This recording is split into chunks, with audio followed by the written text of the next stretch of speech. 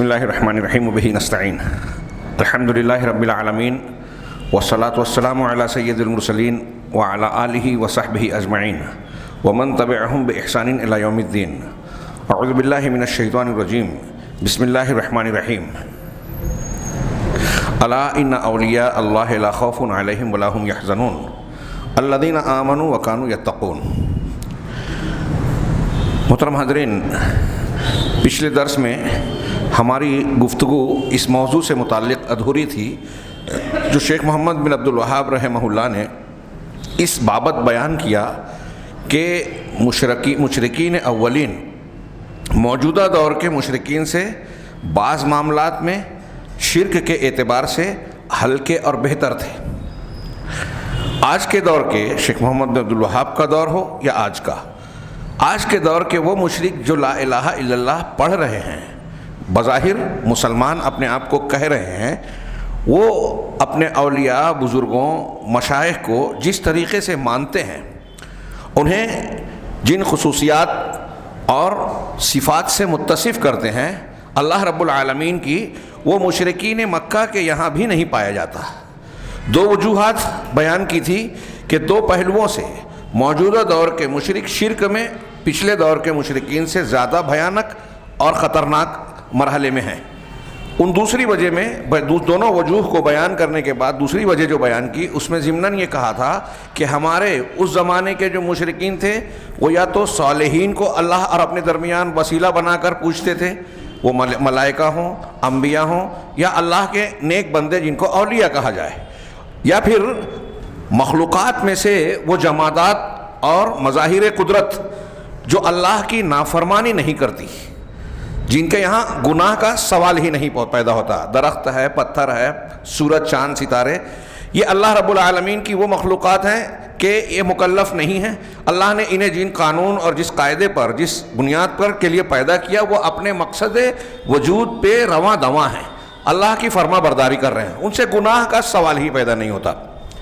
تو وہ مشرکین تو ایسے لوگوں کی عبادت کرتے تھے کہ یا نیک ہیں، یا اگر نیک اور بد نہیں ہیں تو اللہ کی نافرمانی نہیں کرتے۔ لیکن ہمارے زمانے کے مشرکین بہت سارے ایسے لوگوں کو اولیاء اللہ کہہ کر ان کی پوجا اور پرستش کرتے ہیں جو لوگوں میں انتہائی فاسق و فاجر ہیں، ان کے اندر کھلے طور سے شریعت کی مخالفت اور خباثت پائی جاتی ہے، اور اس بات کا اعتراف، گواہی خود ان کے ماننے والوں کی جانب سے آتی ہے کہ انہوں نے خود دیکھا کہ کچھ زنا کر رہے ہیں، کچھ چوریاں کی، کچھ فلاں فسق و فجور والا کام کیا، وہ نماز نہیں پڑھتے ہیں، فرض نماز کو ترک کرتے ہیں، جمعہ اور جماعت سے الگ رہتے ہیں، ایسی بہت ساری چیزوں کا اعتراف بذات خود کرتے ہیں، مشاہدہ کرتے ہیں۔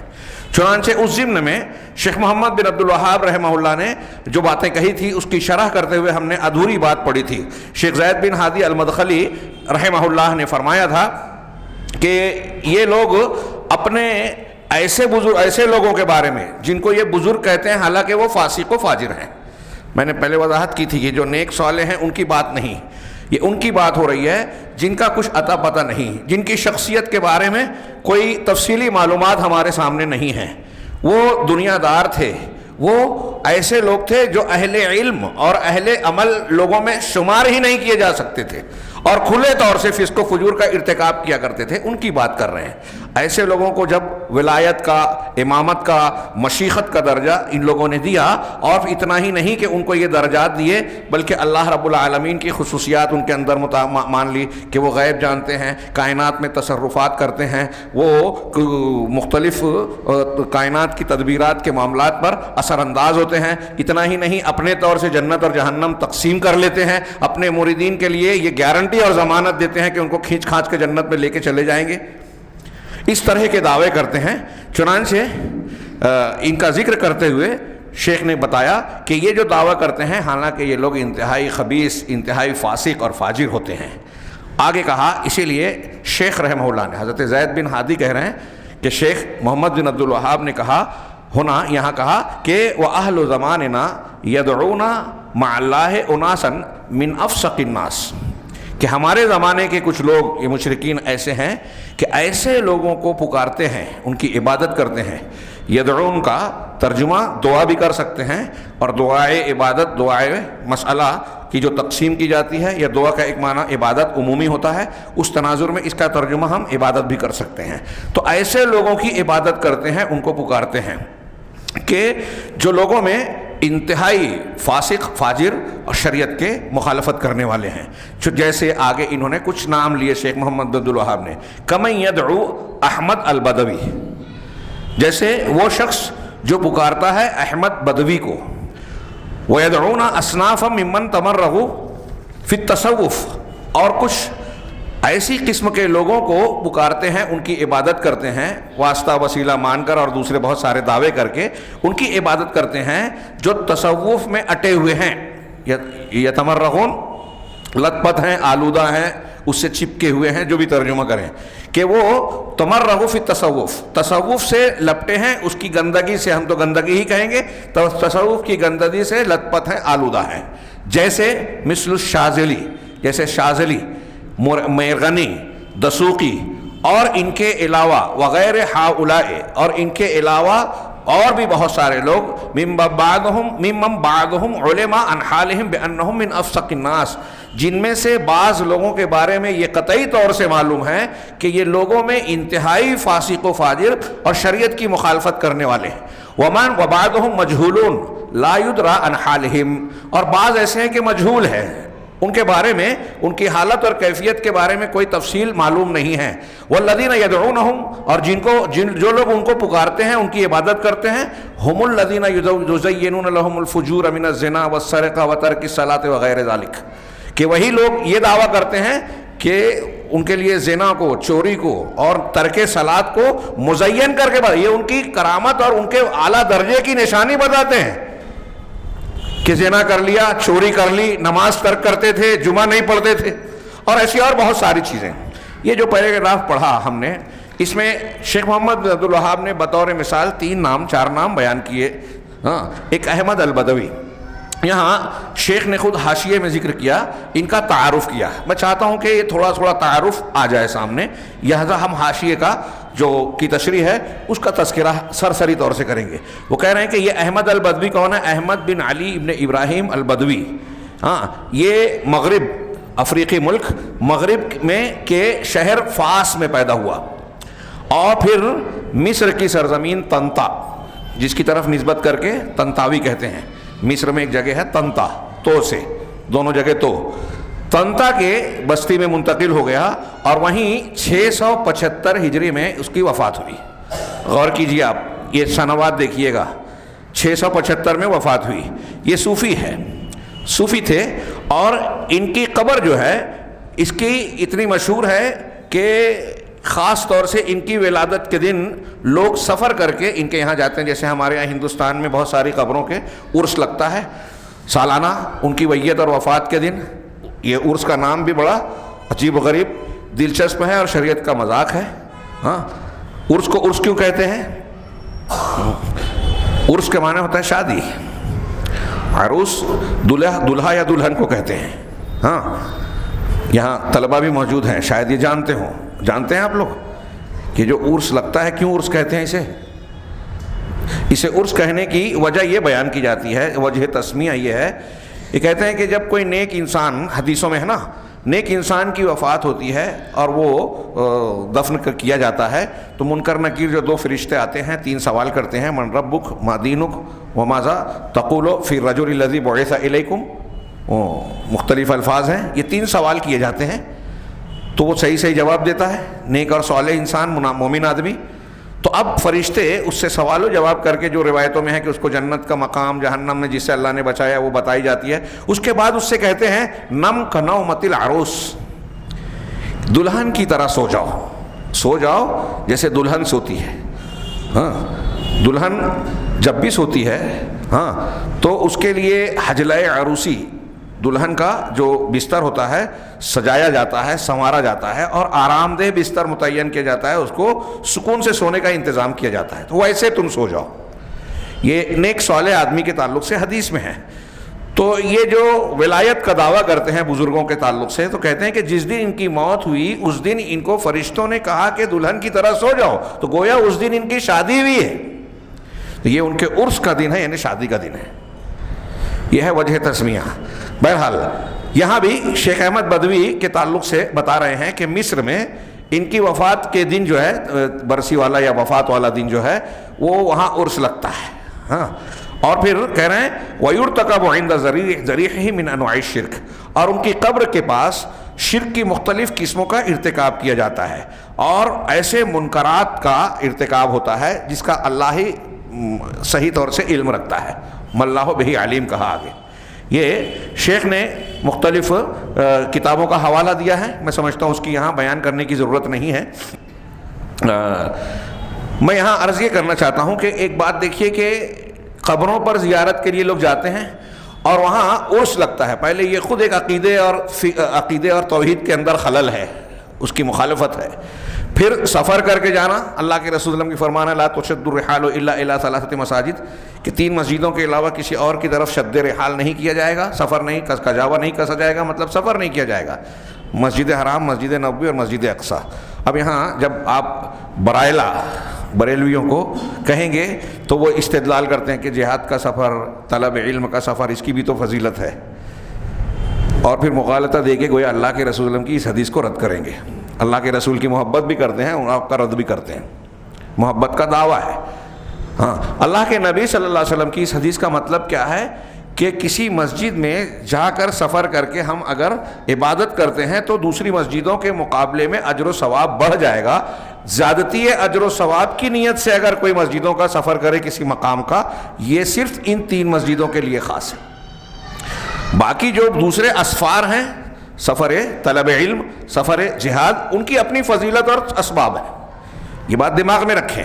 تو اب کوئی اجر و ثواب کی نیت سے اجمیر اور فلاں جگہ کا سفر کرتا ہے، وہ نبی کریم صلی اللہ علیہ وسلم کی اس حدیث کی مخالفت کر رہا ہے۔ اجر و ثواب کی نیت سے جو کسی مقام اور مسجد کا ارادہ کرتا ہے، مزار اور مشہد کی طرف جاتا ہے۔ تو پہلی چیز تو یہ، اور عام طور سے آپ یہ دیکھیں گے کہ قبروں پر یا اس قسم کے جہاں عرس وغیرہ لگتے ہیں وہاں مرد و خواتین کا اختلاط ہوتا ہے، بہت ساری برائیاں ہوتی ہیں۔ عام طور سے ایسے اڈوں پہ دیکھا جائے تو وہ زنا کے بھی مرکز اور اڈے نظر آئیں گے۔ یہاں نشے کی چیزیں آپ کو دستیاب ہوگی، ہاں، یہ صالحین اور نیک لوگوں کے مقامات ہیں، ہاں، اور بہت سارے منکرات، جھوٹ، دھوکہ دہی اور نہ جانے کیا کیا، دغا بازی۔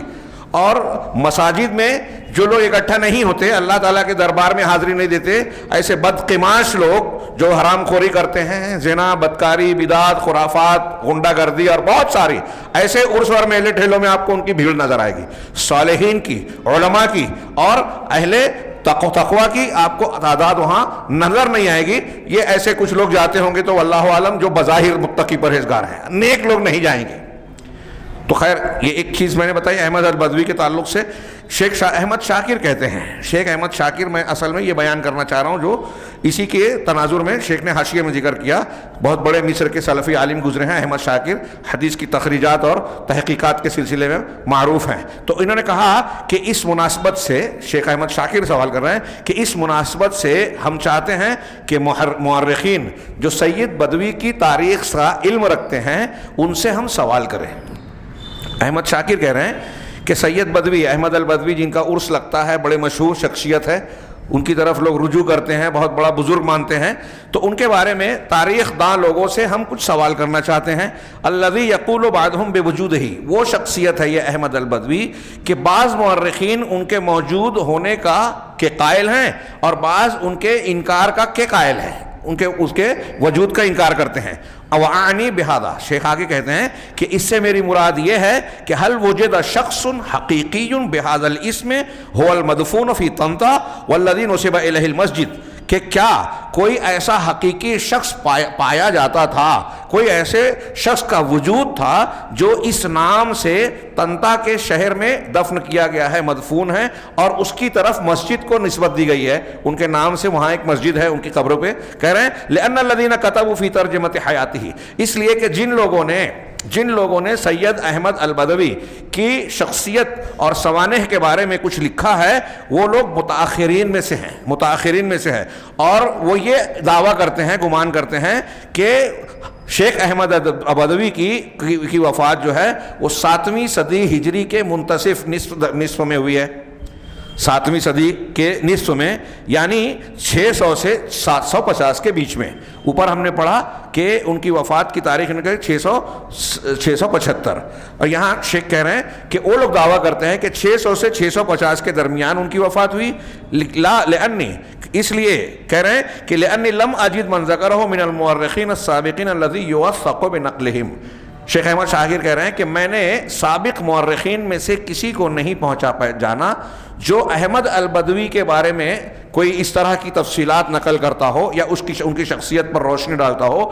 ایسا کوئی مورخ جن کے اوپر اعتماد کیا جائے، جن کی باتوں کو قابل اعتماد اور مستند مانا جائے، سوائے جلال الدین السیوطی کے، سوائے امام سیوطی کے اور کوئی ایسی شخصیت نہیں نظر آتی.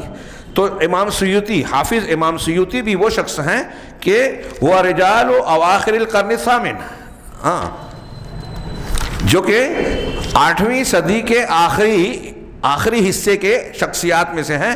اس لیے کہ امام سیوطی کی وفات 911 میں ہوئی، 911 میں ہوئی، اور دونوں کی تاریخ میں احمد البدوی اور علامہ جلال الدین سیوطی، ان دونوں کی تاریخ اور ولادت کے زمانے میں بون شاسع، دور کا فاصلہ ہے، بہت لمبا چوڑا فرق ہے.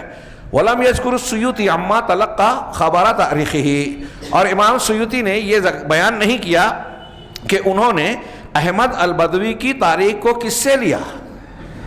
جب دونوں میں گیپ ہے، دونوں میں فاصلہ ہے، تو اب ظاہر سی بات ہے کہ امام سیوطی نے اگر کوئی بات بیان کی ہے ایسی شخصیت کے بارے میں جن کی وفات ان کی ولادت سے پہلے ہو چکی ہے، تو کسی نے کسی سے سنا ہوگا، اور اس کا ذکر نہیں کیا کہ میں نے کس سے سنا، کہاں سے پڑھا. ایسی روایت کو حدیث کے اندر مرسل کہتے ہیں.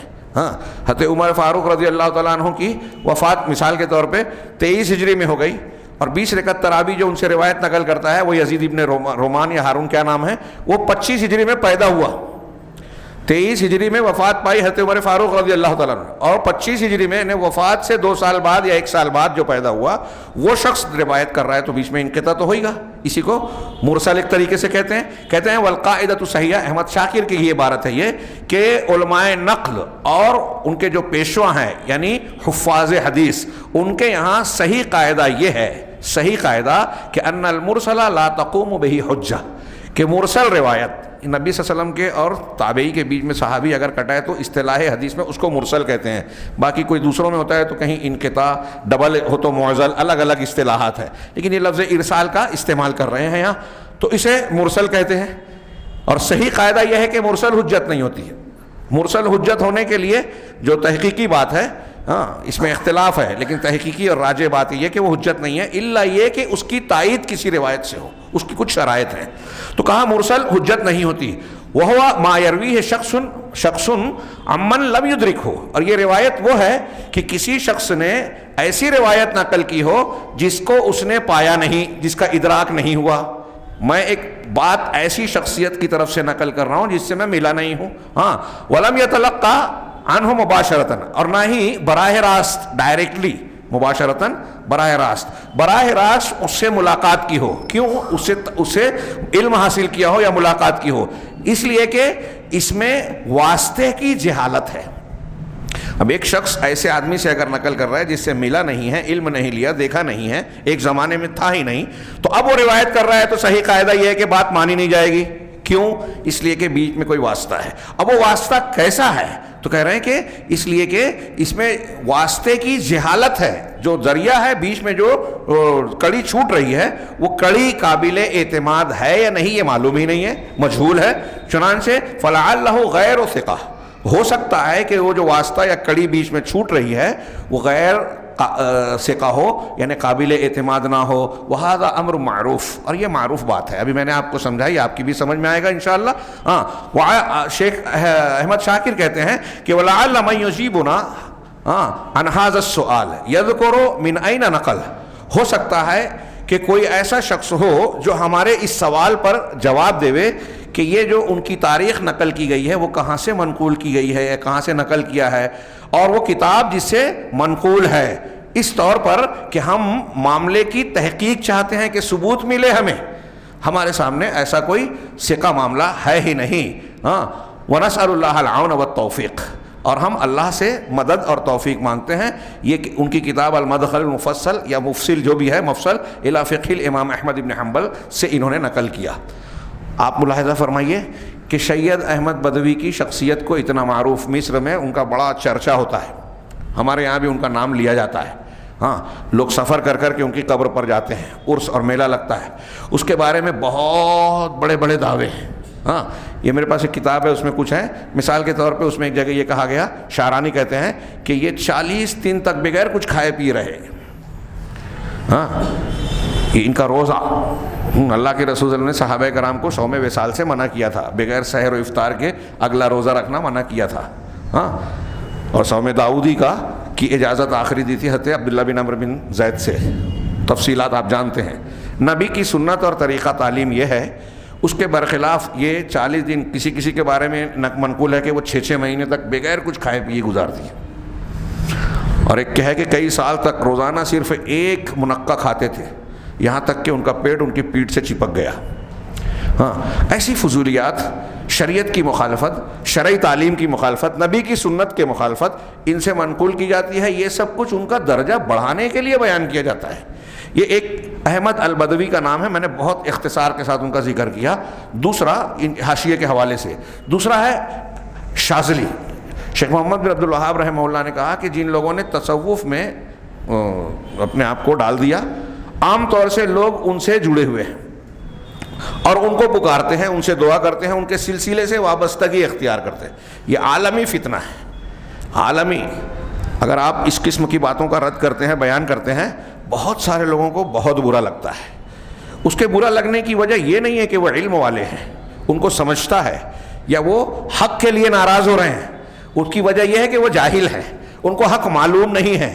وہ جس ماحول میں پلے بڑے ہیں، اپنے مظلومہ بزرگوں کے متعلق جو دعوے سنتے سنتے آئے ہیں، اس کو سنتے سنتے حق سمجھ رہے ہیں، سچ مان رہے ہیں، اور اس بنیاد پہ جب اس کا کوئی رد کرتا ہے تو ان کو برا لگتا ہے۔ دنیا کا کوئی بھی مشرک ہو، کافر ہو، کسی مذہب کو جو غلط مذہب ہے، غلط فکر اور عقیدہ ہے، اس کو ماننے والا ہو، اگر وہ اسی کو مانتا آ رہا ہے اور کوئی سامنے اس کے ایسا آ جائے جو اس کے اس مانے ہوئے عقیدے کو رد کرتا ہے، تو اسے برا لگتا ہے، حالانکہ وہ غلط ہے اور اس کا کہنے والے کا کہنا صحیح ہے، لیکن برا لگتا ہے اس لیے کہ وہ مانتا آیا ہے، اس پر اعتماد کرتا ہے۔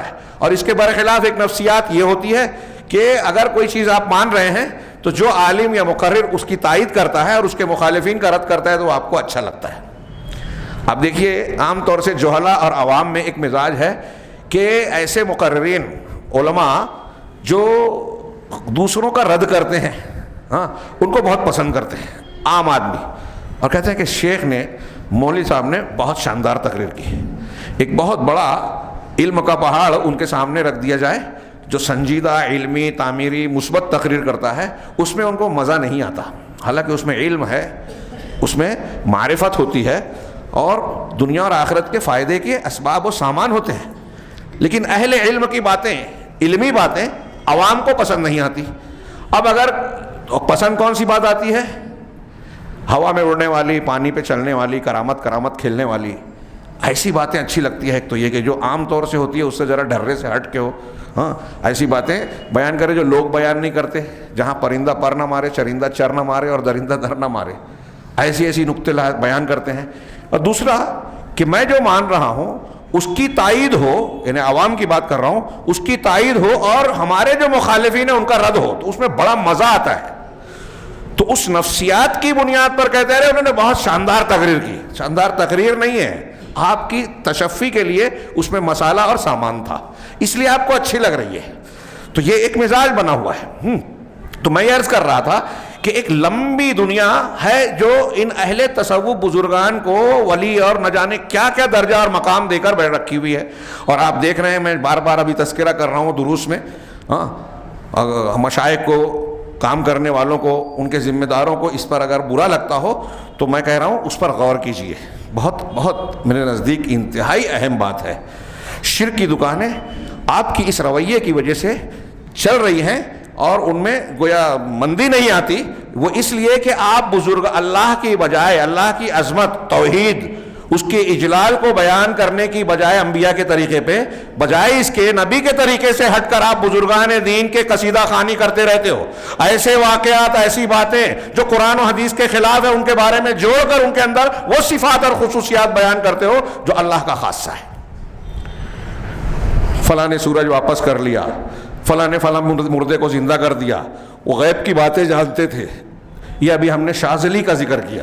ہاں، ان کے بارے میں شیخ نے حاشیہ مختصر سا لگایا. ہاں، تھوڑی سی میں اس میں اضافہ کروں گا. شیخ کے حاشیے میں ہے کہ ابو الحسن الشاذلی، یہ نور الدین علی بن عبداللہ بن عبد الجبار شاذلی ہیں، الضریر الصوفی. ضریر یہ نابینا ہو گئے تھے اور صوفی تھے. نابینا پہلے سے نہیں تھے، کچھ تعلیم والیم حاصل کی، اس کے بعد نابینا ہوئے. یہ طریقہ شاذلیہ کے شیخ ہیں، بانی ہیں. غور کیجئے، طریقہ شاذلیہ یہ ایک جو ہے ایک مشہور طریقہ ہے، سلسلہ ہے، تصوف کا سلسلہ، جو مصر میں، تیونس میں، الجزائر اور مختلف ملکوں میں اس کے ماننے والے بہت بڑی تعداد میں پھیلے ہوئے ہیں. ہاں، افریقی ممالک میں اس کے ماننے والوں کی بہت تعداد ملے گی آپ کو، شاذلیہ. تو کہہ رہے ہیں کہ یہ ان کی ولادت، حاشیے میں کہا کہ ان کی ولادت مدینہ غمارہ، شہر غمارہ میں ہوئی سن 953 ہجری میں. سن رہے ہیں آپ؟ شاذلی کی وفات کب ہو رہی ہے؟ ولادت 953 میں. کون سے شہر؟ غمارہ. کسی نے کہا کہ نہیں وہ شہر نہیں، دوسرے شہر میں. یہ علامہ احسان علیہ ظہیر نے دراسات فی التصوف ان کی کتاب ہے، اس میں شاذلیہ کا جو تعارف کرایا ہے اس میں یہ بتایا کہ ان کے مولد اور منشا میں بھی ان کے ماننے والوں کے یہاں اختلاف ہے، اور ان کے نسب میں بھی اختلاف ہے کہ ان کے والد یا خاندان کون سا تھا. کہہ رہے ہیں اسی طریقے سے کہہ رہے ہیں کہ وتوفی بصحرا. آگے انہوں نے ان کی وفات کا ذکر کیا کہ ان کی وفات جو ہے عیزاب کے مقام پر حج کا ارادہ کرتے ہوئے یہ نکلے تھے، وہیں وفات ہوئی. حج کے لیے نکلے اور عیزاب کا کے صحرا میں، صحرا ریگستان جنگل جو بھی کہیے، صحرا میں جو ہے حج کے لیے نکلے تھے، وہیں انتقال ہو گیا اور اسی جگہ ان کو دفن کیا گیا سن 656 ہجری میں. یہ میں نے تاریخ ولادت جو ہے شاید غلط کہہ دی، یہ 553 ہونا چاہیے غالباً، 553. ان کی جو وفات ہے 656 میں، یعنی 7ویں صدی دیکھ رہے ہیں آپ. اس پر میں توجہ دلانا چاہتا ہوں. میں نے بعض دروس میں یہ بیان کیا کہ اہل تصوف کے جو سلسلے ہیں، دیکھیے سلسلہ شروع کب ہو رہا ہے؟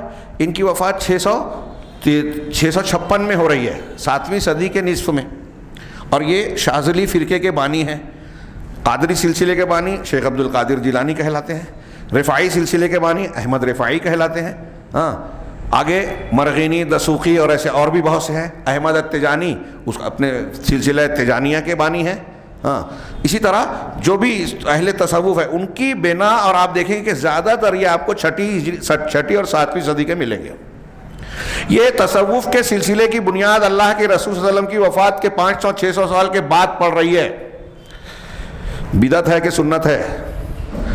غور کیجئے. نبی صلی اللہ علیہ وسلم کی حیات طیبہ میں جب آپ اس دنیا سے رخصت ہوئے، اس سے پہلے ہی اللہ کا یہ فرمان آ گیا، الیوم اکملت لکم دینکم واتممت علیکم نعمتی ورضیت لکم الاسلام دینا. بنیادی چیز ہر بچے کو یاد رکھائیے، اچھی طرح پڑھا دیجئے اس آیت کو. روئے زمین کی ہر بدعت رد ہوگی کہ آج کے دن میں نے تمہارے لیے تمہارے دین کو مکمل کر دیا. اب نبی صلی اللہ علیہ وسلم نے جو دین مکمل کیا اس کو ماننے والے سیدنا ابوبکر صدیق، عمر فاروق وغیرہ وغیرہ، یہ جنت میں جائیں گے یا نہیں جائیں گے؟ یا ان کا دین مکمل ہے یا نہیں ہے؟ اللہ کے نبی صلی اللہ علیہ وسلم کے پیش کردہ دین کے بعد ہم کو کسی سلسلے کی 6ठी 7ठी 4تھی 5ویں صدی ہجری کے ایجاد کردہ کسی سلسلے کی کیا ضرورت؟ دین مکمل ہے. یہ ساری کے ساری چیز دین میں اجنبی ہے، اجنبی پودا ہے یہ. اور حیرت انگیز بات، یہ شاذلیہ کے ذکر کرتے ہوئے شیخ علامہ احسان علیہ ظہیر نے کہا، جو میں نے بعض دروس میں کئی مرتبہ ذکر کیا، کہ آپ غور کیجئے کہ یہ ان کی ولادت اور ان کے خاندان کا ٹھیک سے یعنی پتہ نہیں ہے. یہ شاذلہ جو شاذلی ہے نا، شاذلہ یہ ایک شہر کا نام ہے افریقی ملکوں میں، اس کی طرف نسبت ہے. یہ ابن مشیش، عبدالسلام ابن مشیش ان کے پیر صاحب ہیں.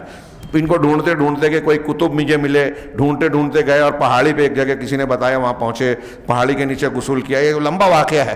ملاقات ہوئی تو انہوں نے جیسے ہی ملے تو انہوں نے خود کہا کہ احمد تم ایسے آئے ہو، اپنے علم اور عمل کے ساتھ آئے ہو اور اس مقصد سے آئے ہو، جا تیرا ایسا ایسا. تو کہا میں دہشت زدہ ہو گیا کہ سب کچھ میرے بارے میں بتا رہے، اور پھر ان کی خوب تعریف کی. پھر انہوں نے ان کو کہا کہ تم شاذلہ جاؤ، اور پھر شاذلی میں شاذلہ نام ہے.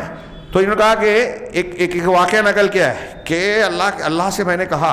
ایک اور بھی ہے کہ اللہ تعالیٰ سے انہوں نے زغوان پہاڑی پر بات کی، موسیٰ علیہ السلام نے طور پہ کی تھی، انہوں نے زغوان پہ بات کی اور اللہ سے سوال کیا. یہ الگ واقعہ کہ تو نے میرا نام شاذلی کیوں رکھا اللہ، میرا لقب، جبکہ میں شاذلہ کا رہنے والا یا پیدا ہونے والا نہیں ہوں.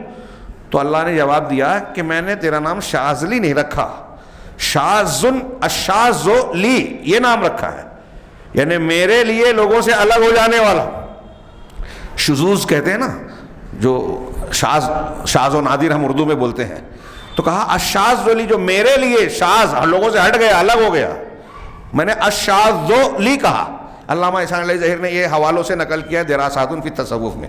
یہ ان کے بارے میں دعویٰ اللہ سے بات کیا، ان کے بارے میں دعویٰ ہے کہ یہ نبی کریم صلی اللہ علیہ وسلم نے ان سے ملاقات کر کے کہا کہ سو کچھ ہے میں تم کو ڈائریکٹ دوں گا، اور اللہ کے رسول صلی اللہ علیہ وسلم سے انہوں نے بہت ساری چیزیں لی، اور ایسی خرافات، ایسی باتیں جو کہ کچھ خوبیاں ان کو دی گئی ہے جو کسی اور سلسلے والے کو نہیں دی گئی ہے. یہ ہر سلسلے والا اپنے اپنے سلسلے کے بارے میں کچھ نہ کچھ اس طرح کے دعوے کرتا ہے.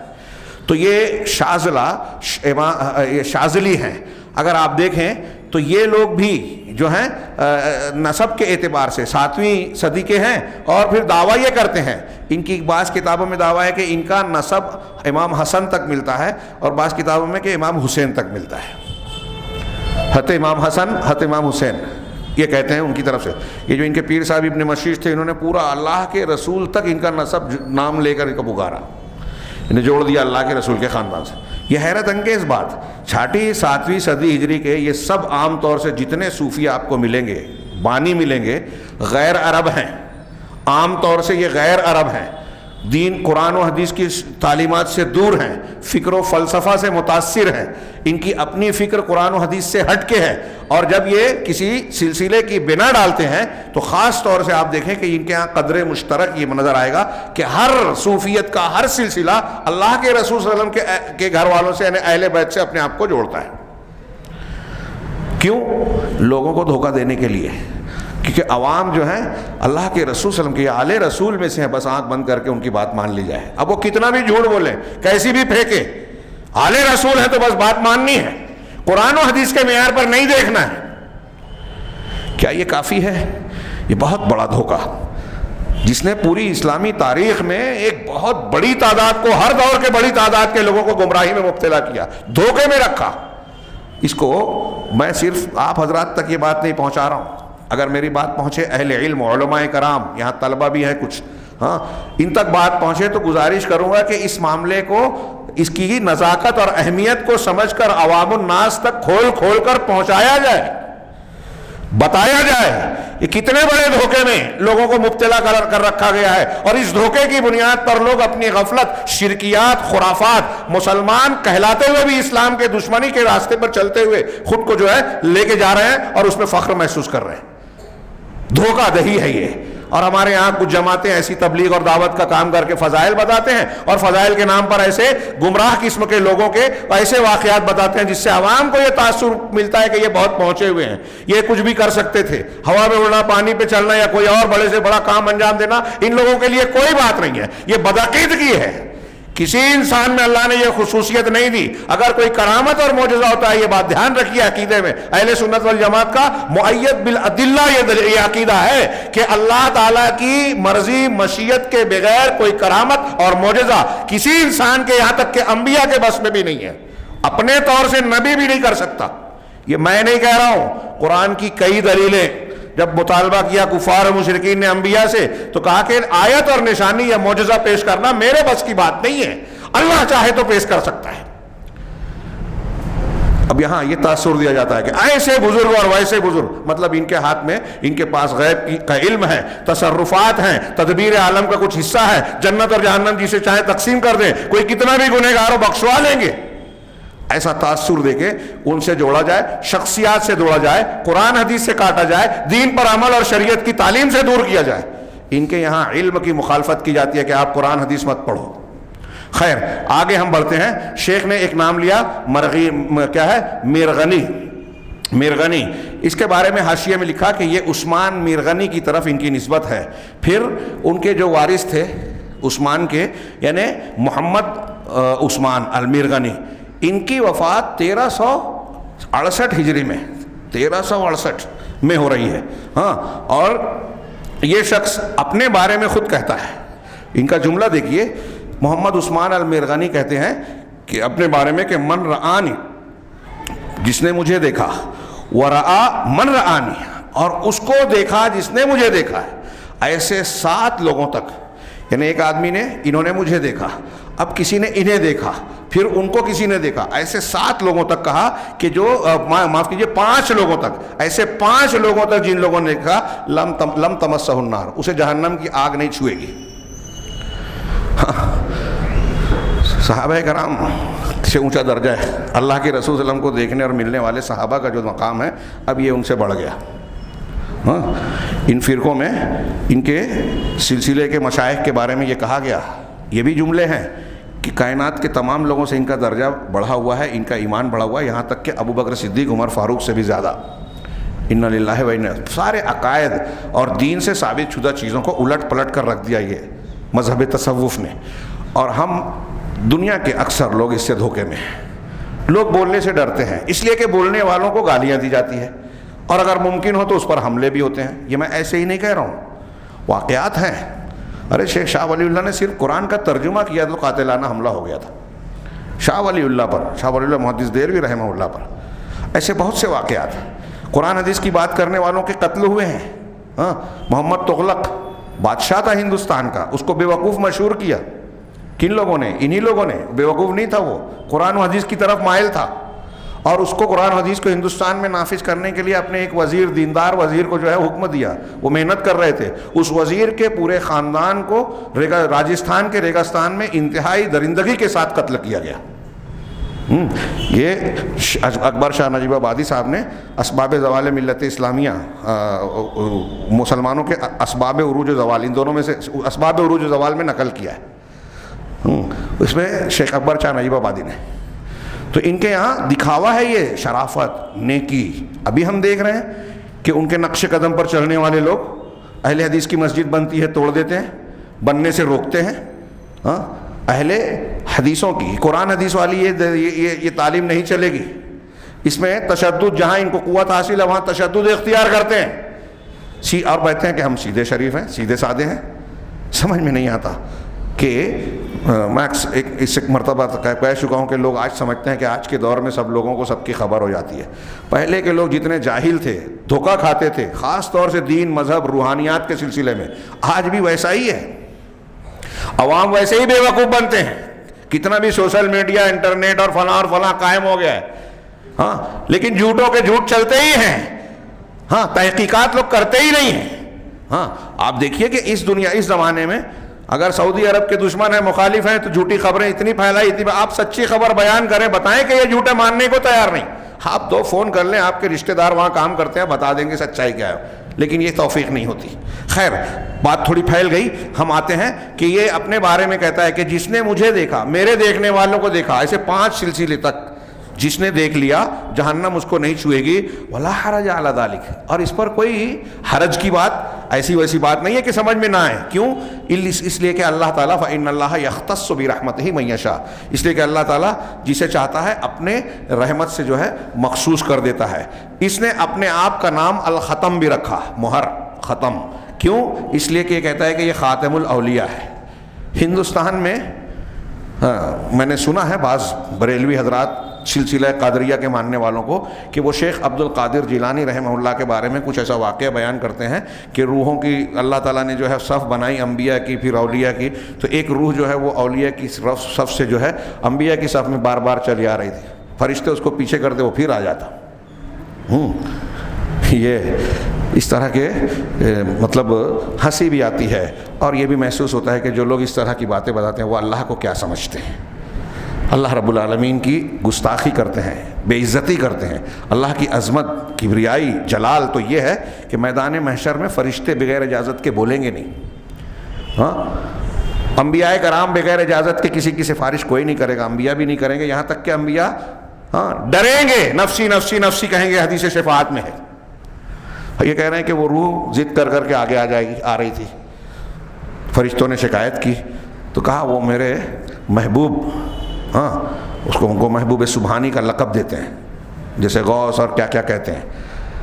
محبوب شیخ عبد القادر جیلانی کی روح ہے، اس سے کہو کہ جا کے بتا دو کہ میں نے محمد صلی اللہ علیہ وسلم پر نبوت کا سلسلہ ختم کر دیا تھا۔ تم نبیوں کی صف میں آ جا رہے ہو تو ان پر نبوت کا سلسلہ ختم کر دیا تھا، لیکن جاؤ تم کو میں خاتم الاولیاء کا درجہ دیتا ہوں۔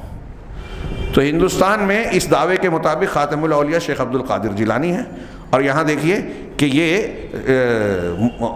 محمد عثمان المرغنی، میرغنی جو بھی نام ہو، وہ دعویٰ کر رہے ہیں کہ خاتم الاولیاء یہ ہیں۔ اور اس اسم کو اپنے سلسلہ تصوف کے جو طریقے ہیں اس کا ایک نام ہی رکھ دیا کہ اس کا نام رکھا الختمیہ، ختم سے ختمیہ نام رکھا ہے۔ اس کا مطلب ہے خاتمت طرق جمیعاً، جتنے بھی سلسلہ تصوف ہیں سب سلسلوں کا یہ خاتم ہے۔ اور جو کچھ وما یدعی ہے فی تفضیل نفسہ، اور جو اپنے آپ کو پوری امت کے افراد میں سب سے افضل قرار دیتا ہے، ان کے اندر ابو بکر صدیق، عمر فاروق بھی شامل ہیں۔ یعنی اپنے آپ کو یہ شخص کہتا ہے کہ پوری امت کے جتنے افراد ہیں سب سے اونچا درجہ میرا ہے۔ یہ العجوبۃ السدیدہ، یہ شارح کی کتاب ہی ہے، اسی سے نقل کیا ہے۔ یہ میرغنی کا میں نے تھوڑا سا تعارف کرایا، اس میں اور بھی ہے، وقت بہت کم ہوگا، ہم آج یہ گفتگو پوری کرنا چاہتے ہیں۔ آگے بڑھتے ہیں۔ ایک نام انہوں نے لکھا دسوقی، یہ ابراہیم بن ابی المجد بن قریش ابن محمد الدسوقی ہیں۔ یہ کبار متصوفین میں سے ہیں اور بہت زیادہ خبروں والے ہیں۔ یہ اہل دسوق جو مصر کے مغربی علاقے کا ہے، یہ بھی سن 633 میں ولادت پا رہے ہیں، 7ویں صدی ہجری، جو میں نے بھی کہا۔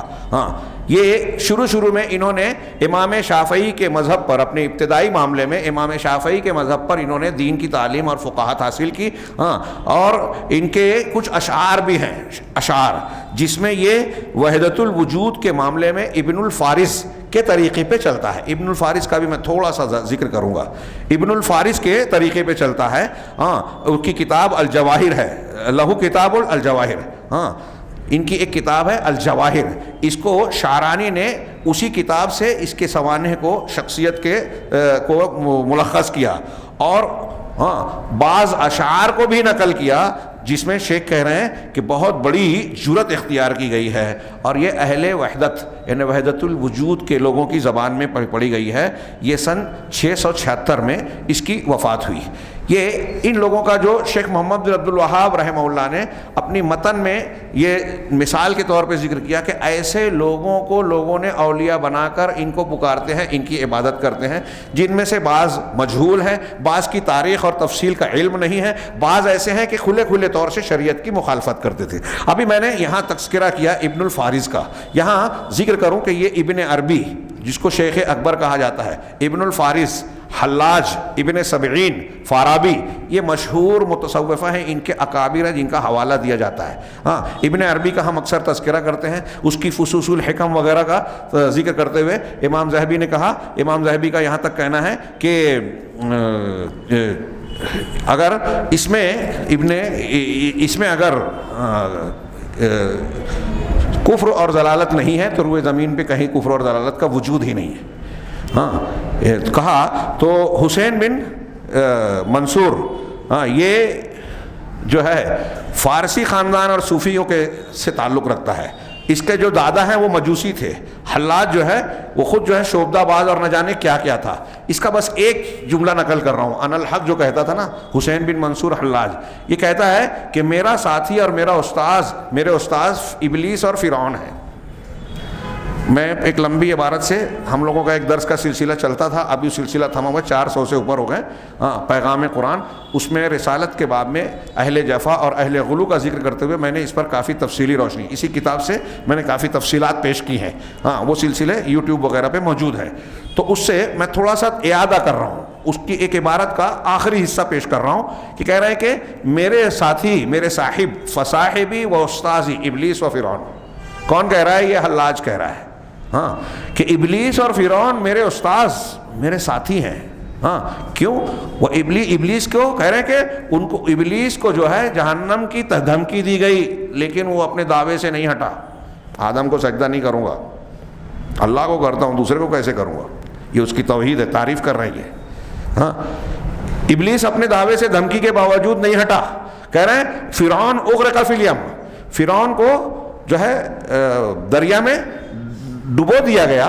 ہاں وما رجع عن دعواه، لیکن اپنے دعوے سے پلٹا نہیں. قرآن پڑھا ہی نہیں ہے اس نے، ڈوبتے ڈوبتے کہا تھا کہ میں ایمان لایا رب موسیٰ اور ہارون پر. یہ ان کی کتنی جہالت ہے، دیکھیے دھوکہ دیتے ہیں لوگوں کو. نہ ابلیس کے بارے میں پڑھا، نہ فرعون کے بارے میں. آگے وہ کہہ رہا ہے کہ ولم یقر بالواسطہ، البتہ فرعون ڈوب گیا لیکن مانا نہیں، واسطے کو نہیں مانا کہ اللہ کو ماننے کے لیے میں موسیٰ کو کیوں مانوں، ہارون کو کیوں مانوں. واسطے کا اقرار نہیں کیا. اب آگے خود کہتا ہے کہ وَإِن قُتِلْتُ أَوْ صُلِبْتُ أَوْ قُطِعَتْ يَدَايَ وَرِجْلَايَ، اگر مجھے قتل کر دیا جائے، سولی پر چڑھا دیا جائے، یا میرے دونوں ہاتھ اور دونوں پیروں کو کاٹ دیا جائے، مَا رَجَعْتُ عَنْ دَعْوَايَ، تو میں اپنے دعوے سے رجوع نہیں کروں گا. یہ کتاب التواسین صفحہ نمبر 50 اور 52 سے ہے. جو لوگ سنتے ہیں اور کچھ لوگ کامنٹس کرتے ہیں کہ یہ غلط باتیں ہیں، وہ کتابوں کو کھنگالیں، دیکھیں، یہ سب دستیاب ہیں. لیکن آپ پڑھنا نہیں چاہتے، تحقیق نہیں کرنا چاہتے، سچائی کو جاننا نہیں چاہتے، تو کوئی کیا کر سکتا ہے. یہ میں نے ابن الفارس، اس کا تھوڑا سا تعارف. ابن الفارس کہتے ہیں عمر بن علی مرشد الحموی، پھر مصری ہے.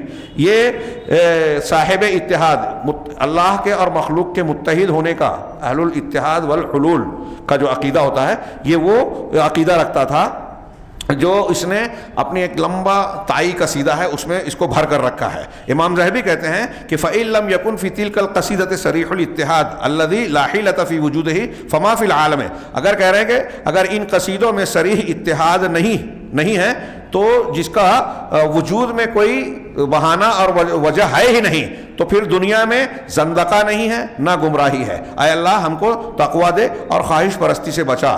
فیا ائمۃ الدین، پھر آگے امام ذہبی کہتے ہیں کہ اے دین کے ائمہ اماموں، الا تغضبون للہ، کیا تم کو اللہ کے لیے غصہ نہیں آتا؟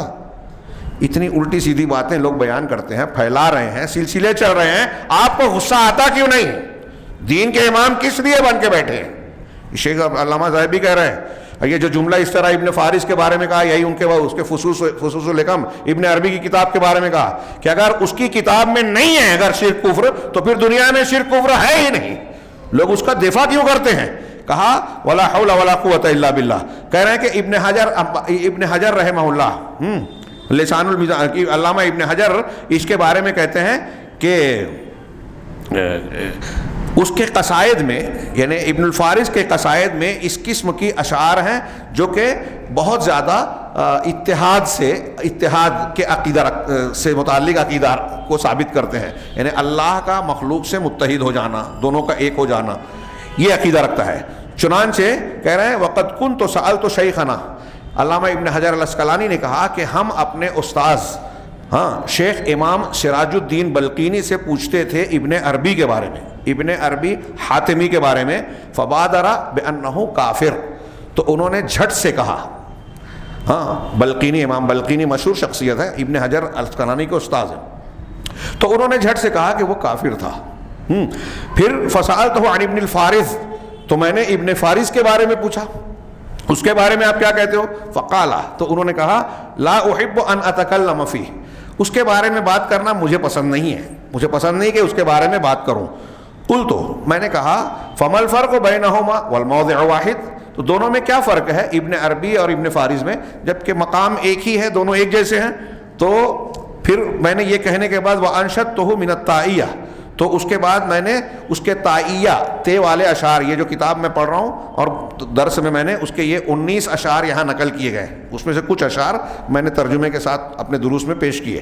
تو کہا کہ میں نے اس کے تائی عقیدے کو، قصیدے کو پیش کیا. فقطع علی بعد انشاد عدت ابیات، تو چند اشعار، متعدد اشعار سننے کے بعد انہوں نے میری بات کاٹی، روکا، اور اس کے بعد کہا ھذا کفر، ھذا کفر، یہ کفر ہے، یہ کفر ہے. انظر لسان میزان جلد نمبر 4 صفحہ نمبر 318 ملاحظہ فرمائیں. یہ ان کے بارے میں ہے. اور ابن عربی کے بارے میں یہ حاتمی مرسی یہ روم میں ایک مدت تک رہا, بڑا ذہین آدمی تھا. یہ دیکھیے کہ یہ جتنے بڑے بڑے گمراہوں کے نام ہیں نا, ان کے اندر ذہانت بہت تھی. ہاں, کوئی کسی کا ذہین ہونا اس کے اہل حق ہونے کی دلیل نہیں ہے. دنیا کی ہر قوم, ہر باطل پرست قوم کے پاس بڑے لوگ ہیں. ہاں, میں نے اس سے پہلے شیخ ربیع کے حوالے سے بتایا کہ ابن الماوردی کیا نام ہے, وہ ایک بڑی شخصیت گزری ہے. علامہ ذہبی نے ان کی ذہانت اور فطانت کا بڑا تذکرہ کیا اور اس کے بعد کہا لیکن افسوس ایسی ذہانت پر اللہ کی لعنت ہے جو آدمی کو باطل اور غلط راستے سے نہ بچائے. اور ایسی بلادت اور حماقت, کم علمی, بھولا پن وہ قابل مبارکباد ہے جو بھولا ہوتے ہوئے بھی حق پر قائم رہے. تو جس کے پاس عقل نہیں ہے حق پر ہے وہ خوش قسمت ہے, بہت عقل ہے لیکن گمراہ ہے وہ بد قسمت ہے. تو ابن عربی کے بارے میں کہا کہ جو اس کی تالیفات کو دیکھے گا, جیسے کتاب فصوص الحکم کہہ رہے ہیں فَإِن كَانَ لَا كُفْرَ فِيهِ, یہ علامہ ذہبی کی عبارت ہے. ہاں, یہ اگر اس میں کفر نہیں ہے تو دنیا میں کفر ہے ہی نہیں. یہ سن 368 ہجری میں اس کی وفات ہوئی. یہ میں نے چند چیزوں کو ذکر کیا بطور مثال کے ان شخصیات کا. شیخ محمد عبد الوہاب نے صرف بدوی اور پھر کچھ صوفیہ جیسے شاذلی, میرغنی اور دسوقی وغیرہ کا ذکر کیا. میں نے 2-3 کا اسی میں اضافہ کیا. جو ان کا دعویٰ ہے کہ ایسے کچھ لوگ جن کے یہاں فسق و فجور پایا جاتا ہے, خباثت پائی جاتی ہے, زنا, چوری وغیرہ, ایسے لوگوں کو بزرگان دین مان لیا. یہاں میں نے یہ مثالیں دی اور کچھ چیزیں پیش کی, اشارے کیے یہ بتانے کے لیے کہ دنیا کا سب سے گھناؤنا کفر اور شرک ان کے یہاں پایا جاتا ہے. جو کفر کا مرتکب ہو, جو شرک کا میں ملوث ہو, جو شریعت کا رد کرتا ہو, اپنے آپ کو تمام رسولوں سے افضل قرار دیتا ہو, اہل سنت والجماعت کے عقائد کا بالکل کھلا کھلا رد کرنے والے ہوں. ہاں, یہ احمد تجانی کے بارے میں نے بتایا کئی مرتبہ, ہاں, کہ وہ کہتے ہیں ڈائریکٹ ان کو اللہ تبارک و تعالیٰ نے کچھ صلات دیے جو اللہ کے رسول کو, صحابہ کو نہیں معلوم تھا, ان کو معلوم پڑ گئے. اور ان کے بتائے ہوئے طریقے کو اگر کی صلات کو, درود کو کوئی پڑھے گا, صلاۃ الفاتح لما اغلق اور ایک صلاۃ الجواہر الکمال, اس طرح کا ایک دوسرا صلاۃ بھی ہے. تو کہا یہ پڑھ لیا تو جتنی کائنات میں جتنی چیزیں ہیں اتنے برابر اس کو پڑھنے کا ثواب ملے گا, ایک مرتبہ پڑھنے کا, اور 6000 قرآن پڑھنے کے برابر اجر و ثواب ملے گا. کون قرآن پڑھے گا آپ؟ یہ صرف اتنا ہی نہیں ہے, یہ ڈائریکٹ اللہ نے یہ دیا اور کسی کو نہیں دیا تھا. اللہ نے ان سے بات کی اور کہا کہ یہ جو صلاۃ الجوہر المطلق, جو جوہر الکمال, وہ کوئی پڑھے گا 7 مرتبہ. اگر اس نے پڑھا, کوئی شخص اگر دن میں 7 مرتبہ پڑھ لے, ہاں, تو اس کی 7ویں مرتبہ پڑھنے میں اللہ کے رسول چاروں خلفائے اربع, خلفائے راشدین کے ساتھ اس کے پاس آ جاتے ہیں, اور جب تک وہ فارغ نہیں ہوتا جاتے نہیں ہیں. اور کیا کیا اس میں خرافات, اللہ سے کلام اور یہ اور وہ. یہ میں یہ عرض کر رہا ہوں کہ یہ کفر اور شرک کے دعوے کے بعد لوگ ان کو بزرگان دین, اولیاء و صالحین میں شمار کریں, ان کو پوجیں, ان کو واسطہ بنائیں, ان کی قبروں کے چکر لگائیں. یہ کتنا بڑا قرآن و حدیث کو ماننے کے دعوے کے بعد کتنا بڑا دھوکہ ہے.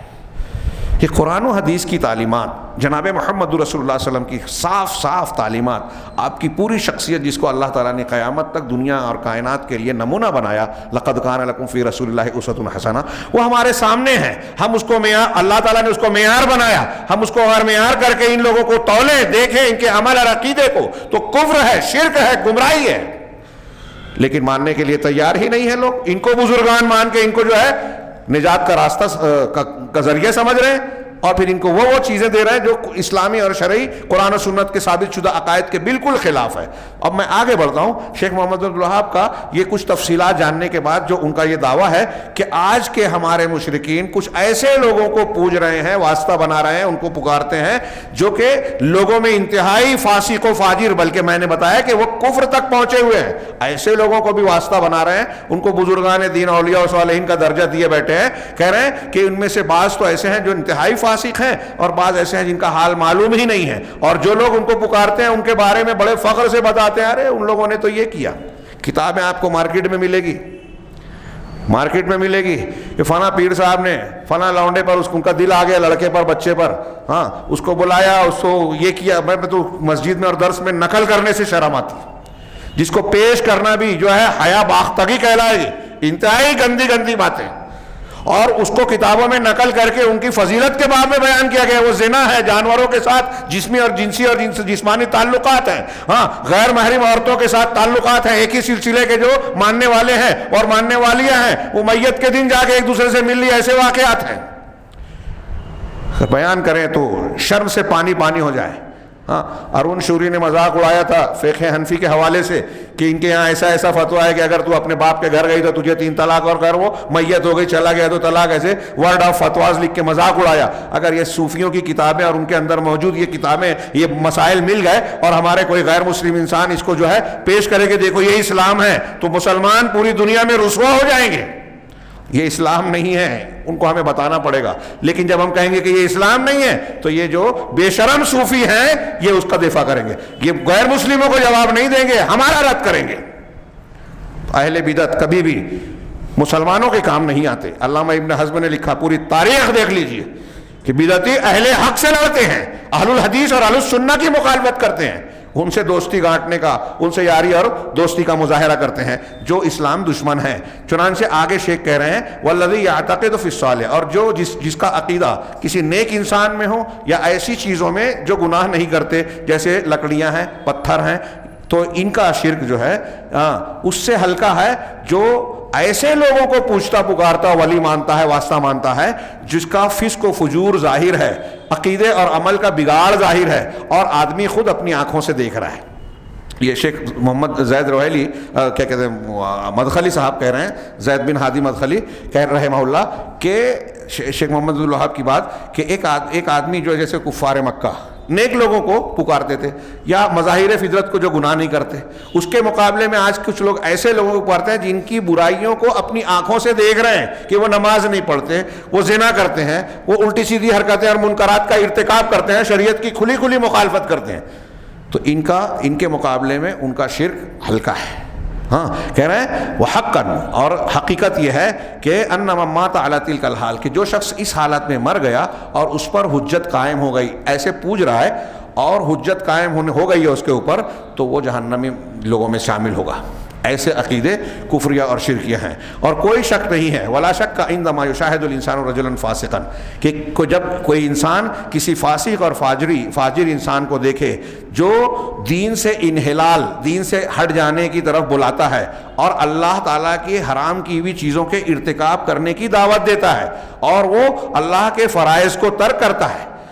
غور کیجئے جملہ، آج ہمارے ہاں یہ سارے لوگ یہی کر رہے ہیں کہ ایک آدمی کو دیکھ رہا ہے کہ وہ اللہ کے فرائض ترک کرتا ہے، اس کی دعوت دے رہا ہے، کوئی ضرورت نہیں سلسلے سے جڑ جاؤ، نماز روزے کی ضرورت نہیں ہے.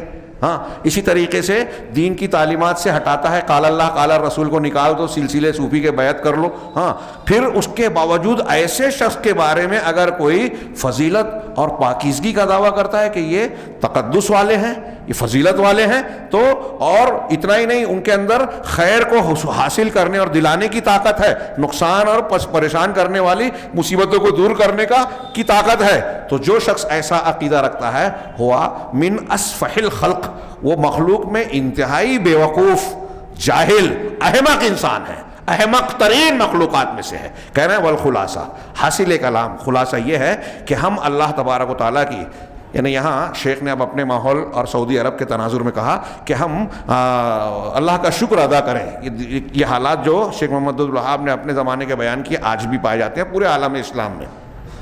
اب جو لوگ بچے ہوئے ہیں اور یہ سعودی حکومت کا ذکر کر رہے ہیں کہ ہمارے اس شہر اور ملک میں اللہ تبارک و تعالیٰ نے شرک اکبر اور کفر سے جو صفائی رکھی ہے، تحفظ رکھا ہے، اس پر ہمیں اللہ کی حمد و تعریف کرنی چاہیے اور ہم اللہ تبارک و تعالیٰ کا شکر ادا کریں کہ اب یعنی اس زمانے میں جب شیخ بیان کر رہے ہیں کہ اللہ نے اس ملک کو یعنی سعودی عرب کو قبروں کی گندگی سے، قبر کی جو پختہ قبر بنانا اور یہ اس سے پاک صاف کر دیا جو ہر شر کی برائی، شر کی جڑ کا سبب ہے، اور وہ سبب زوالہا، اور ہر یعود فیہ، اور اس قسم کی جو خرافات تھیں پختہ قبریں تھیں. اس کے زائل سعودی عرب سے ختم ہونے کا جو سبب ہے، پہلے تو وہ اللہ کا فضل ہے جس کے ہاتھوں میں ملکوت السماوات والارض، ساری کائنات کی ملکیت ہے. پھر اس کے بعد اللہ رب العالمین کے بعد جو ذریعہ اور سبب بنا وہ علماء اخیار ہیں اور نیک حکام ہیں جو آل سعود سے تعلق رکھتے ہیں.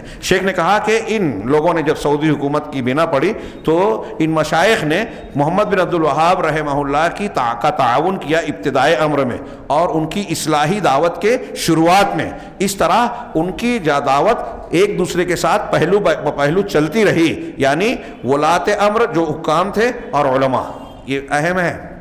لوگ اس کو چاپلوسی نہ کہیں. آج کی تاریخ میں روئے زمین پر جتنے بھی مسلم ممالک ہیں، عالم اسلام ہو یا دوسرے عالم ہو، آپ دیکھیں کہ صرف سعودی عرب آپ ایسا ملے گا جہاں شرک اور بدعت کی گندگی نہیں ہے. علم قرآن سنت کا دورہ ہے. میں یہ نہیں کہتا کہ وہاں فرشتے رہتے ہیں، میں یہ نہیں کہتا کہ وہاں غلطیاں گناہ نہیں ہوتے، میں یہ نہیں کہتا کہ وہاں کی حکومتوں کے کچھ نہ کچھ جو ہے لغزشیں نہیں ہوتی، لیکن وہاں شرک نہیں ہے، وہاں کھلے عام بدعت نہیں ہے، اس کی اجازت نہیں ہے. اس کے اسباب کو وہاں فوراً ختم کیا جاتا ہے. یہ کوئی معمولی بات نہیں ہے. تو ہماری نجات کے لیے بنیادی طور سے دنیا اور آخرت کے ساری سعادت اور کامیابی کے لیے بنیاد یہی ہے کہ توحید و شرک نہ ہو، سنت کی اتباع و بدعت نہ ہو. اس کے علاوہ اور کیا چاہیے دین کے نام پر؟ یہ ہمارے یہاں تحریکی اور دوسرے لوگ سمجھتے ہی نہیں ہیں. اس کے بل میں اس کی دنیا بھر کی برائیاں کریں گے، اور جہاں طیب اردگان والا ترکی ہو یا خمینی اور ان کے بعد والوں کا ایران ہو، جہاں کھلے خرافات ہیں، شرکیات ہیں، کفریات ہیں، تصوف کی گندگیاں ہیں، قبر پرستیاں ہیں، ہاں پختہ قبریں ہیں وہاں کے. ان کے یہ بزرگان اور امیر المومنین جسے کہتے ہیں وہ شرک کر کے اپنے الیکشنی مہم شروع کرتے ہیں، ایسی خرافات کے ساتھ ان کی تعریف کرتے ہیں. تھوڑی دیر کے لیے سوچئے کہ ان کے اگر کوئی سیاسی، محمد بن سلمان نے کوئی غلطی کی سیاسی فیصلے میں، سینما ہال بنایا، غلط، ٹھیک ہے غلط، ہاں یہ بڑی برائی ہے. یا پھر ایرانی لوگوں نے جو ہے وہاں دوسرا کعبہ ابو لولو فیروز کو پختہ قبر بنایا جہاں لوگ حج کرنے جاتے ہیں حضرت عمر کے قاتل کو.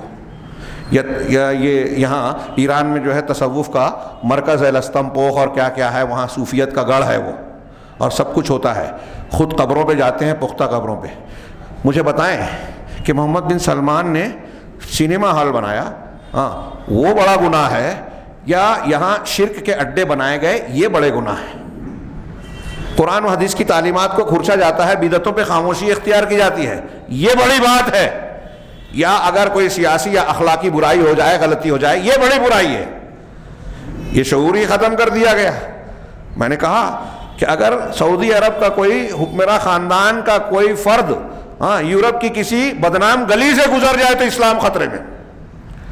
اور یہ شرکیات پر جو ہے اس کا فروغ دیں، اس کی تعلیم پھیلائیں، یہاں سناٹا اور خاموشی. کیا دین ہے؟ کون سی اسلام پسندی ہے؟ کون سا اسلام نافذ کریں گے؟ آپ کو جب شرک اور توحید کی تمیز نہیں ہے تو اگر آپ کو حکومت مل بھی گئی تو کون سا اسلام نافذ کرو گے؟ قبر پرستی والا، شرک والا. جب اللہ کو ہی نہیں پہچانتے آپ تو اللہ کے دین کو کیا پہچانو گے؟ اللہ کو پہچاننا توحید کے ساتھ ذریعہ ہوتا ہے.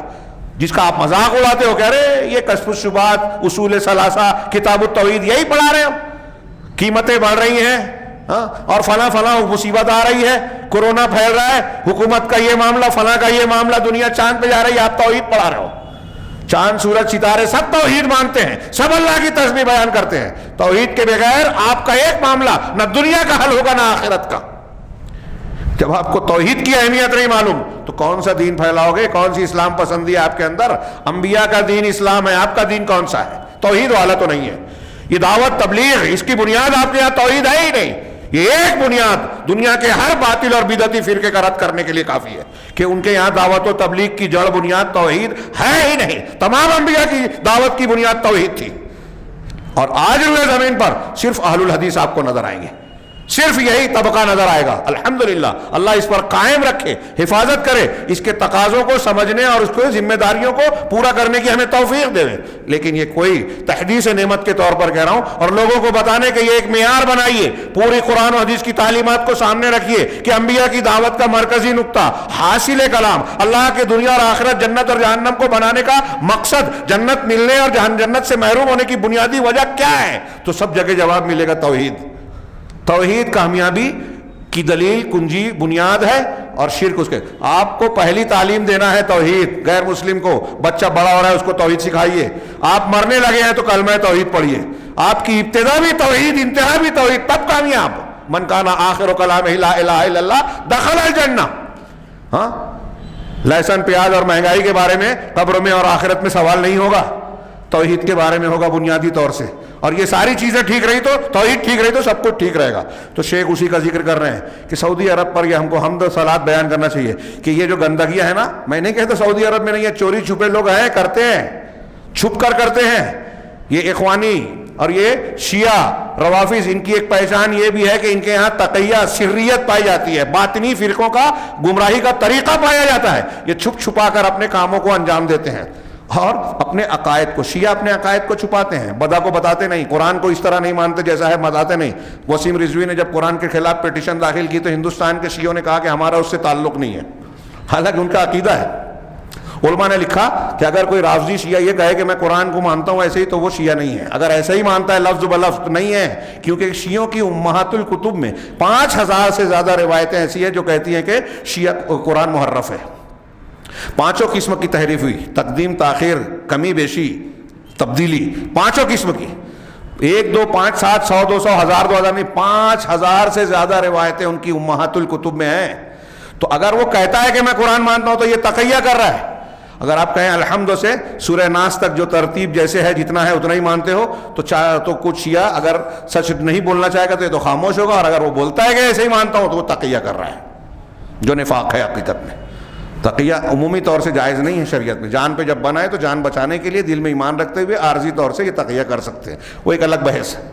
خیر, تو میں عرض کر رہا تھا کہ یہ سعودی عرب آج جو ہے شرک اور بدعت سے پاک ملک ہے. وہاں یہ تصوف کی گندگی کو سر عام جو ہے استعمال نہیں کیا جا سکتا. ان چیزوں کی اصلاح کی گئی. کہہ رہے ہیں کہ علماء اور غلاة نے یہاں یہ کام کیا, اللہ نے توفیق دی. انہوں نے جو محنت کی ہے, شیخ محمد بن عبدالوہاب رحمہ اللہ اسلام پسندی اور تحریکیت کا نوجوانوں کا بڑا چرچا رہتا ہے, متاثر ہو جاتے ہیں. ان کو یہ مثال سامنے رکھنا چاہیے کہ محمد بن عبدالوہاب رحمہ اللہ کی ماضی کی جو تحریک تھی, آج تک اس کے ثمرات اور اثرات پوری دنیا میں ہیں. پوری دنیا میں ان کی تحریک کا اثر ہے. کون سی تحریک؟ کوئی نیا مذہب نہیں تھا, مسلک نہیں تھا. یہ وہابی نام انہوں نے نہیں رکھا, یہ قرآن و سنت کی اتباع کرنے والے ہیں. ایسے وہ حنبلی کہلاتے ہیں لیکن ان کا منہج قرآن حدیث والا صحابہ کے طریقے پہ ہے, ہاں سلفی منہج, اور یہی وہ کہتے تھے. اور امام محمد عبد الوہاب کی تحریروں میں موجود ہے کہ اگر امام احمد کا کوئی قول قرآن حدیث کے خلاف ہوگا ہم اس قول کو چھوڑ دیں گے, قرآن حدیث کو اختیار کریں گے. اس تحریک کے اثرات کیا ہیں؟ انہوں نے جب دعوت دی, اصلاح کی, شرک کے مظاہر کو ختم کیا, صاف کیا. دروس کا سلسلہ شیخ محمد بن عبدالوہاب اپنی زندگی میں لوگوں کو, طلبہ کو پڑھاتے تھے. شاہ سعود کی حکومت آنے کے بعد جو سلسلہ شروع کیا گیا آج تک جاری ہے. پورے سعودی عرب میں مسجدوں میں دروس ہوتے ہیں جیسے یہ ہر درس ہمارا چل رہا ہے. ہمارے یہاں یہ مزاج کم ہے. اس کا کیا فائدہ ہے وہاں اس سماج میں؟ دیکھیے کہ عام آدمی بھی ان خرافات سے متاثر نہیں ہوتا. آپ شرکیات نہیں پائیں گے. علماء سے تعلق اس کو نظر آئے گا. وہ اپنے آپ کو جاہل ہوتے ہوئے علامہ سمجھے یہ غلطی نہیں کرتا جیسے ہمارے یہاں لوگ کرتے ہیں. ہاں, کچھ نہیں معلوم سمجھتے ہیں بہت معلوم ہے. ہاں, علماء کے اندر کیڑے نکالنا, ان کی بے عزتی کرنا, اہل علم کی بے عزتی علم کی بے عزتی ہے. یہ ہمارے یہاں کامن ہے اور یہ غیروں کی سازش ہے. تحریکی جدید خارجیت اور قدیم خارجیت, یہ جو تحریکی ہیں سارے کے سارے خارجی ہیں. ان کا ایک ٹارگیٹ ہے کہ علماء کو نشانہ بنایا جائے, عوام کو علماء سے بدظن کیا جائے, دور کیا جائے, تب پھر ہمارا کام ہوگا آسانی سے. ہاں, کل ہو سکا تو میں جمعہ میں یہ بات بیان کروں گا. آج ہمارے یہاں نوجوان علماء کو کم جانتے ہیں اور غیر مستند علماء, بردرز فلاں اور فلاں, اور فیس بک اور ٹویٹر اسی میں لگا. اس نے یہ کہا, اس نے وہ کہا, کیا ضرورت ہے آپ کو اس چکر میں پڑھنے کی؟ کسی نے کچھ بھی کہا, آپ یہ دیکھیے قرآن حدیث کیا کہتے ہیں. آپ اس کے مکلف نہیں ہیں, لیکن جس کے مکلف ہیں اس میں وقت لگائیے. خیر, یہ بات بعد میں انشاءاللہ کسی وقت تفصیل. میں عرض کر رہا تھا کہ یہ جو سلسلہ چلا کہ مسجد مسجد پھر پوری دنیا میں وہ نہ صرف پوری دنیا کے طلبہ کو اپنے یہاں بلاتے ہیں. آج سعودی عرب واحد ملک ہے دنیا کا کوئی بھی علاقے کا مسلمان ہو, یورپ اور امریکہ میں کوئی نو مسلم ہوتا ہے, وہ اگر اپلیکیشن بھیجتا ہے سعودی کی یونیورسٹیز میں کالجوں میں ان کا داخلہ ہوتا ہے. حکومت اپنے خرچ پر پڑھاتی ہے, دین سکھاتی ہے. صرف یہ ایک نیکی اس پر غور کیجئے تفصیل میں, ایک طالب علم کو لانے آنے جانے کا خرچ, رہنے کا خرچ, کھانے کا خرچ, سارا انتظام. دنیا کا کوئی ملک شاید بچا نہیں ہے جہاں کے بچے پڑھتے نہ ہوں. کیوں؟ یہ اسی تحریک کا حصہ ہے کہ ان کو صحیح عقیدہ بتائے. دین کی دعوت کا اس سے بڑا نظام اور نیٹ ورک کہیں نہیں ہے. ہمیں دکھائی نہیں دیتا, ہم تحریکیت اسلام پسندی کرتے ہیں. یہ اسلام پسندی ہے. پوری دنیا میں توحید پھیلا دی سعودی حکومت نے. کوئی سیاسی غلغلہ شور ہنگامہ نہیں. مسجدیں, مدرسے, علماء کو تنخواہیں دیتے ہیں, علماء کو تو امتیاز کیا جاتا ہے. علماء کو بھیج کر شاہ فہد کے دور میں جو ہے افریقی ممالک میں ان کا پادری جو عیسائی بنانے گئے تھے وہاں کے مسلمانوں کو, ان پر محنت کی گئی, کئی سو عیسائی پادری مسلمان ہو گئے. ہمارے یہاں اس کا شور ہنگامہ نہیں کیا جاتا, دکھاوا نہیں کیا جاتا, تو لوگوں کو پتہ نہیں چلتا. تو شیخ اسی کا کہہ رہے ہیں کہ یہ اللہ رب العالمین نے ان کو سبب بنایا. حکام اور علماء مل کر شیخ محمد بن عبد الوہاب اور آل سعود کا جو پیکٹ تھا آج تک وہ چل رہا ہے. اس کی جو برکت ہے کہ انہوں نے طریقہ کیا کیا, پہلے عقیدے کی اصلاح کیا جائے اور جنگ کی جائے ہر شرک سے, ہر بدعت سے اور ہر بگاڑ سے جنگ کی جائے. ہاں, یہ اصلاح کا طریقہ ہے. یہ جو عرب علماء کہتے ہیں تخلیہ اور تحلیہ تربیت کو کہتے ہیں, یعنی اچھی توحید کی چیزوں کو جن کی تعلیم قرآن و حدیث نے دی اس کو اختیار کرنا, اور تخلیہ تصفیہ یعنی جو گندگی ہے اس کو صاف کرنا, یعنی شرک کو صاف کرنا, بدعت کو صاف کرنا, اور فساد اور بگاڑ کو, برے اخلاق کو صاف کرنا. اس کے بغیر آپ تربیت نہیں کر سکتے, اس کے بغیر آپ اسلام کو غلبہ نہیں دلا سکتے. یہ لکھ لیجئے. جو ہے نا پوچھتے ہیں لوگ کیسے کریں, ایسے کریں جو نبی کا طریقہ ہے. وہ یہ کہہ رہے ہیں کہ انہوں نے اصلاح پہلے شروعات کہاں سے کی, عقیدے کی اصلاح, ہر شرک سے جنگ کر کے, بدعت سے, فساد سے. اور کہہ رہے ہیں والناس نشأوا علی ھذا فی جمیع اقطار ھذہ البلاد, کہ اسی پر لوگ سعودی عرب کے بارے میں کہہ رہے ہیں کہ اس شہر کے تمام علاقے کے لوگ اسی پر جو ہے پروان چڑھیں. چنانچہ اول و آخر اللہ ہی کے لیے حمد ہے. چنانچہ واجب ہے کہ ہم حق پر قائم رہیں, ثابت قدم رہیں, لوگوں کے لیے حق کو بیان کریں, اور ہمیشہ دعوت دیں کہ آپ آئیے مدارسہ اور مذاکرہ کیجئے, یعنی بحث و نقاش, مکالمہ کیجئے, سچی اور علمی باتوں کو سیکھیں. ہاں, خاص طور سے توحید کے فن میں اور عقیدے کے فن میں, اس میں آپ سیکھیں تاکہ آپ کا قدم ثابت قدم ہو جانے کے بعد جو ہے وہ لڑکھڑائے نہیں, بھٹکے نہیں. یہاں وصلی اللہ وسلم علی نبینا محمد وعلی آلہ وصحبہ اجمعین. شیخ محمد زید بن ہادی مدخلی رحمہ اللہ کا ایک درس یہاں مکمل ہوا. اگلا درس مزید جو ہے بہت اہم ہے, اور شیخ محمد عبد الوہاب رحمہ اللہ نے خود اس کے بارے میں کہا ہے کہ شرک کرنے والوں کا یہ سب سے بڑا شبہ ہے, جس پر انشاءاللہ ہم آگے کے درس میں گفتگو کریں گے. اللہ تعالی ہمیں صحیح دین کو سمجھنے اور اس کے مطابق زندگی گزارنے کی توفیق عطا فرمائے, اور اس کی برکت سے ہمیں دنیا اور آخرت کی کامیابی سے نوازے. وآخر دعوانا ان الحمد للہ رب العالمین وصلی اللہ علی نبینا محمد.